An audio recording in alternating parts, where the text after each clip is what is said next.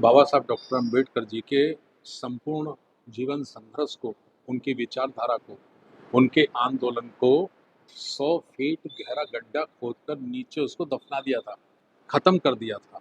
लेकिन हम ऋणी हैं माननीय काशीराम साहब के, जिन्होंने अपना गृह त्याग कर पूरा जीवन इस देश में सामाजिक परिवर्तन के लिए, बहुजन उत्थान के लिए लगाया और बाबा साहब डॉक्टर अम्बेडकर के मूवमेंट को वो भारत के गांव-गांव में, कोने-कोने में लेकर पहुंचे और एक-एक व्यक्ति तक पहुंचे। और उसी का नतीजा था कि भारत का जो सबसे बड़ा राज्य है, उस राज्य में जिस जाति की बीड़ी के धुएं से लोग नफरत करते थे, मैं दोबारा कह रहा हूँ, जिस जाति की बीड़ी के धुएं से लोग नफरत करते थे, उस जाति की, बहुजन जाति की एक बहन मायावती जी को एक बार नहीं 4-4 बार मुख्यमंत्री बनाने का काम किया। आपका दूसरा प्रश्न है कि कुछ लोग कहते हैं कि माननीय काशीराम साहब ने जो चमचा युग लिखा है, तो वो चमचा युग में एक ही पार्टी को उन्होंने नाम लिया है, जैसे कांग्रेस का नाम लिया। जी। तो देखिए, ब्राह्मणवादी व्यवस्था कोई पार्टी नहीं है, वो समय-समय पर नाम बदलती रहती है, कपड़े बदलती रहती है। तो उस समय जितना देश का ब्राह्मणवादी व्यवस्था के पोषक लोग थे, या मनुवादी व्यवस्था या मनुस्मृति के पोषक लोग थे, वो प्राय सारे के सारे कांग्रेस में ही थे।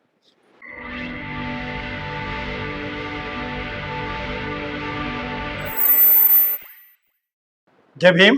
मैं मेवालाल और आप देख रहे हैं बहुजन समय। साथियों, जैसा कि आप सब जानते हैं कि मानवर काशीराम जी बहुजनों के लिए ऐसा उन्होंने रचा कि जो बाबा साहब का नाम लुप्त हो गया था, उन्होंने जय भीम का नारा पूरे देश में बुलंद किया। लेकिन आज काशीराम जी का जो मिशन है उसको धीरे धीरे भुलाया जा रहा है और उनको तरह तरह के उनके ऊपर लांछन लगाया जा रहा है कि मानो काशीराम ने जो चमचा युग बुक लिखी वो केवल एक ही पार्टी को टारगेट किया और दूसरी पार्टी को नहीं किया। इन सब मुद्दों के साथ साथ मैं थोड़ा जो बौद्ध समाज है, बौद्ध धर्म है, इसके बारे में भी सर से पूछूंगा। इनका सर हमारे साथ खड़े हैं, ये मानवर धर्म प्रकाश भारती जी, ये बौद्ध महासभा के संस्थापक हैं। इनसे समझूंगा कि आखिर ये कैसे इसको समझते हैं। सर, सबसे पहले आपको जय भीम। जय भीम।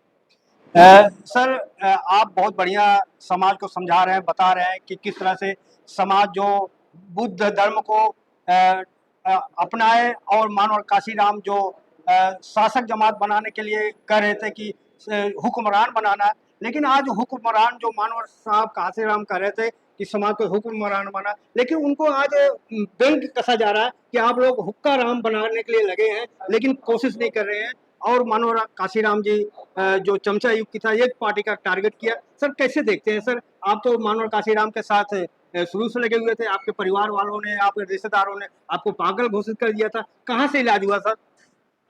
देखिए, माननीय काशीराम साहब का जो जीवन संघर्ष है, वो भारत का इतिहास, भारत का बहुजन समाज कभी नहीं भुला पाएगा। इस देश की ब्राह्मणवादी व्यवस्था ने बाबा साहब डॉक्टर अम्बेडकर जी के संपूर्ण जीवन संघर्ष को, उनकी विचारधारा को, उनके आंदोलन को 100 फीट गहरा गड्ढा खोदकर नीचे उसको दफना दिया था, खत्म कर दिया था। लेकिन हम ऋणी हैं माननीय काशीराम साहब के, जिन्होंने अपना गृह त्याग कर पूरा जीवन इस देश में सामाजिक परिवर्तन के लिए, बहुजन उत्थान के लिए लगाया और बाबा साहब डॉक्टर अम्बेडकर के मूवमेंट को वो भारत के गांव-गांव में, कोने-कोने में लेकर पहुंचे और एक-एक व्यक्ति तक पहुंचे। और उसी का नतीजा था कि भारत का जो सबसे बड़ा राज्य है, उस राज्य में जिस जाति की बीड़ी के धुएं से लोग नफरत करते थे, मैं दोबारा कह रहा हूँ, जिस जाति की बीड़ी के धुएं से लोग नफरत करते थे, उस जाति की, बहुजन जाति की एक बहन मायावती जी को एक बार नहीं 4-4 बार मुख्यमंत्री बनाने का काम किया। आपका दूसरा प्रश्न है कि कुछ लोग कहते हैं कि माननीय काशीराम साहब ने जो चमचा युग लिखा है, तो वो चमचा युग में एक ही पार्टी को उन्होंने नाम लिया है, जैसे कांग्रेस का नाम लिया। जी। तो देखिए, ब्राह्मणवादी व्यवस्था कोई पार्टी नहीं है, वो समय-समय पर नाम बदलती रहती है, कपड़े बदलती रहती है। तो उस समय जितना देश का ब्राह्मणवादी व्यवस्था के पोषक लोग थे, या मनुवादी व्यवस्था या मनुस्मृति के पोषक लोग थे, वो प्राय सारे के सारे कांग्रेस में ही थे। कांग्रेस में ही थे और उन्होंने बहुजन समाज के मूवमेंट को कमजोर करने के लिए बहुजन समाज में ही लालची प्रकार के लोगों को चमचा बनाया, अपना टूल बनाया, औजार बनाया और उनको औजार के रूप में इस्तेमाल करके तो बाबा साहब डॉक्टर अंबेडकर के मूवमेंट को भारी नुकसान उन्होंने पहुंचाया। कुछ लोग ऐसा सवाल करते हैं कि साहब भारतीय जनता पार्टी के बारे में नहीं कहा, तो वो बेचारे अज्ञान है, क्योंकि भारतीय जनता पार्टी जब तक बनी ही नहीं थी और बन भी गई थी तो उसकी शुरुआत थी, उसका कोई प्रभाव नहीं था, कहीं सीटों पर उनकी जमानत तक नहीं बचती थी, तो उस भारतीय जनता पार्टी का नाम लेने का प्रश्न ही नहीं उठता। आज के वर्तमान में अगर हम चर्चा करते हैं तो जो ब्राह्मण व्यवस्था के लोग उस समय कांग्रेस में थे, जो वहां रहकर बहुजन समाज का शोषण कर रहे थे, बाबा साहब के मूवमेंट को खत्म करने में लगे थे, वो सारे के सारे लोग कांग्रेस से पलायन करके आज की तारीख में भारतीय जनता पार्टी में आ गए हैं। तो उस समय की कांग्रेस का जो स्थान है वो वर्तमान की भारतीय जनता पार्टी ने ले लिया है। तो ये इसका जवाब है। दूसरा, मान्यवर काशीराम साहब का आपने कहा कि अब पागल हो गए थे, तो मान्यवर काशीराम साहब ने जो समझाया सामाजिक परिवर्तन, है ना, जी हजारों वर्षों से उपेक्षित वर्ग, ऐसा उपेक्षित कि पशुओं से भी बदतर उनकी दशा थी, उनको इस देश का हुक्मरान अर्थात राजा बनाने का निर्णय लिया। तो ये बात हमारी समझ में आ गई थी, तो हमने अपनी 20 वर्ष की उम्र से ही मान्यवर साहब की विचारधारा के लिए उसके लिए समर्पित कर दिया था। तो निश्चित रूप से घर के लोगों को लगता था कि ये पागल हो गया है। तो ये सारी बातें हैं, और चूंकि बाबा साहब डॉक्टर अंबेडकर की जो अंतिम इच्छा थी वो थी भारत में बुद्ध धम्म लाने की, इसलिए उन्होंने अपने जीवन के अंतिम समय में अशोका विजय दशमी 1956 को नागपुर की पावन भूमि पर उन्होंने धम्म की दीक्षा ली। उसके बाद मान्यवर काशीराम साहब बहुत बड़ा 2006 में उन्होंने एक नारा दिया था, जिसे हम नारा देते हैं उनकी विचारधारा पे, कि कांशीराम साहब की अंतिम इच्छा 5 करोड़ की होगी धम्म दीक्षा। तो वो पूरे संपूर्ण भारत को प्रबुद्ध भारत और बौद्धमय भारत बनाने के लिए मान्यवर साहब ने बीड़ा उठा लिया था, लेकिन कुदरत ने मदद नहीं की। 15 सितंबर 2003 में उनको ब्रेन अटैक आ गया और 9 अक्टूबर 2006 में वो हमारे बीच से चले गए। तो फिर हमने राजनीति से संन्यास लेकर हमने ये निर्णय लिया कि बाबा साहब डॉक्टर अम्बेडकर जी का जो धार्मिक धम्म का अधूरा मिशन है, जो मान्यवर काशीराम साहब का धम्म का अधूरा काम रह गया है, हम बाबा साहब के अनुयायियों को और कांशीराम साहब के सपाइयों को इकट्ठा करके राष्ट्रीय बौद्ध महासभा के माध्यम से इस आंदोलन को तेज करेंगे।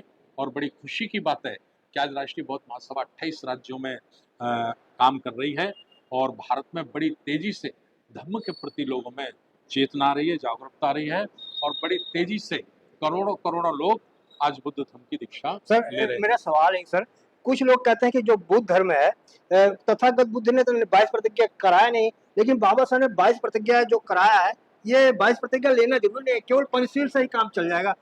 22 प्रतिज्ञा के बारे में मानो देखिए जी देखिए बाबा साहब डॉक्टर अम्बेडकर जी और बुद्ध में 2500 वर्ष का फासला है। तो 2500 वर्ष पहले बुद्ध ने ये धम्म दिया, और इसके बाद बुद्ध के बाद पुष्यमित्र शुंग ने बृहदत्त की हत्या करके, घुसपैठ करके, यानी घुसपैठ करके उन्होंने धम्म का कत्ल कर दिया और उसको भारत में समाप्त कर दिया। उसके बाद वो पूरी दुनिया में गया और फैला।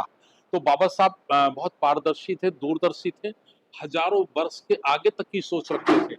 तो उन्होंने ऐसा सोचा कि जब मैं भारत को बुद्धमय बनाऊंगा, लोग बुद्ध बनेंगे, तो फिर उनके साथ कोई धोखा होगा, फिर उनके साथ कोई षड्यंत्र होगा। तो उन्होंने एक लकीर खींच दी 22 प्रतिज्ञाओं के माध्यम से कि अब ये मिक्सचर नहीं चलेगा, ये मिलावट नहीं चलेगी, आपको रियल बनना होगा, आपको ओरिजिनल बनना होगा। तो आप बुद्धिस्ट बनेंगे तो ये 22 प्रतिज्ञाएं आप ग्रहण करिए कि इनसे आप दूर रहेंगे, इन्हें अपने जीवन में कभी स्वीकार नहीं करेंगे, जिससे असली और नकली की पहचान समय समय पर होती रहेगी। सर ये आप बात सर आपने बीएसपी में भी काम कर चुके हैं, लेकिन बीएसपी में ऐसा क्या हो रहा है कि आज लोग बीएसपी में कोई जाने के लिए राजी नहीं, चाहे मंत्री हो, चाहे प्रोफेसर हो, ये सब कांग्रेस ज्वाइन कर रहे हैं, बीएसपी क्यों नहीं ज्वाइन कर रहे हैं? 2 जुलाई 2015 को मैंने राजनीति से संन्यास ले लिया है, और चूंकि जब राजनीति से मैंने संन्यास ले लिया है तो राजनीतिक चर्चा करना मेरे लिए उचित नहीं है। ये तो आदरणीय बहन कुमारी मायावती जी को सोचना है, उनको अध्ययन करना है कि हमारे लोग दूसरी तरफ क्यों जा रहे हैं, उनको करना चाहिए। मैं आपके चैनल के माध्यम से बहन कुमारी मायावती जी से हाथ जोड़कर प्रार्थना करता हूँ कि वो गंभीर होकर ये चिंतन करें कि हमारा मूवमेंट कमजोर क्यों हो रहा है, हमारे लोग दूसरी जगह क्यों जा रहे हैं। सर एक सवाल और लास्ट सवाल है। बाबा साहब ने ये बात कही थी कांग्रेस का चवन्नी पर भी सदस्यता मत लेना, क्या इसमें सच्चाई है? देखिए उस वक्त कांग्रेस से ही संघर्ष था। पूरा देश में जितना भी सामंतवादी, ब्राह्मणवादी, मनोवादी था, वो सब कांग्रेस था। दूसरा कोई दल, कोई संगठन बाबा साहब के सामने था ही नहीं। तो उस समय कांग्रेस से ही सचेत करना, कांग्रेस से ही कांग्रेस की सच्चाई बहुजन समाज के सामने रखना बाबा साहब ने इसलिए वो किया था। सर पढ़े लिखे लोगों ने धोखा दिया, इस बात को पढ़े लिखे क्या उनको ठेस पहुंच रहा है क्या कि जो बाबा साहब को क्रिटिसाइज कर रहे हैं? देखिए बाबा साहब डॉक्टर अम्बेडकर ने बड़े दुखी होकर कहा था कि मुझे पढ़े लिखे लोगों ने धोखा दिया। इसी से प्रेरित होकर मान्यवर काशीराम साहब ने अपनी सरकारी नौकरी छोड़ दी थी और पढ़े लिखे लोगों को इकट्ठा किया पूरे देश में बाम सेव के माध्यम से कि भाई बाबा साहब बहुत दुखी थे अपने अंतिम समय में, तो हमारी आंखों में कुछ शर्म आनी चाहिए, हमें पे वे टू सोसाइटी करना चाहिए, जो बाबा साहब का कर्जा है वो हमको समाज को वापस करना चाहिए। तो काफी चेतना आई है, काफी जागरूकता आई है। सर लास्ट में हमारे दर्शकों को बताइए कि बौद्ध धर्म को कैसे लोग अपने घर घर इसको प्रचार प्रसार करें? 2 अक्टूबर 2025 को अशोक ब्रह्म विजय दशमी है। मैं निवेदन करता हूं कि सारे देश के लोग अपने घरों पर पंचशील का झंडा लगाएं, बुद्ध की प्रतिमा लगाएं, दर्शन करें, पंचशील करें, खीर वितरण करें और शुभ धम्म शांति रैलियां निकालें, संगोष्ठी करें और भारत को बौद्ध में भारत बनाएं। सर आपने समय दिया इसके लिए बहुत बहुत धन्यवाद। आपका भी बहुत बहुत धन्यवाद। तो साथियों आप देख सकते हैं धर्म प्रकाश भारती सर से आप इनके विचार से और हमारा प्रयास कैसा लगा कमेंट बॉक्स में जरूर बताएं और आप कहाँ से देख रहे हैं जरूर बताएं। जय भीम, जय भारत, बहुजन समाज, दिल्ली।